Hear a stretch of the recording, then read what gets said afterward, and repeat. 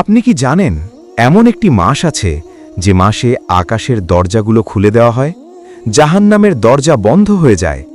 আপনি কি জানেন এই মাসটা কেন এত দামি?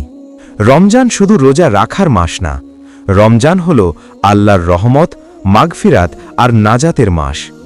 এই মাসে জান্নাতের দরজা খুলে দেওয়া হয়, জাহান্নামের দরজা বন্ধ করে দেওয়া হয়, শয়তানকে শিকল দিয়ে বেঁধে ফেলা হয়। এই মাসেই নাজিল হয়েছে পবিত্র কোরআন, মানব জাতির জন্য হিদায়াত। এই মাসে এক নেকির সওয়াব 10 গুণ নয়, 70 গুণ পর্যন্ত বাড়িয়ে দেওয়া হয়। রোজাদারের সম্মান আলাদা।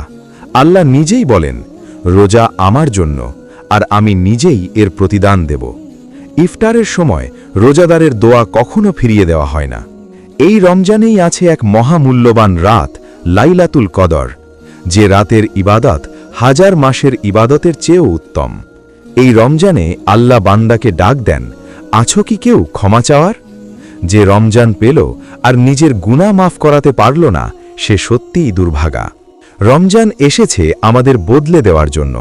এই মাস যেন আমাদের জীবন বদলে দেয়। রমজানের মর্যাদা ছড়িয়ে দিন। ভিডিওটি ভালো লাগলে লাইক দিন, শেয়ার করুন, যেন অন্যরাও ভিডিওটি দেখে উপকৃত হয়।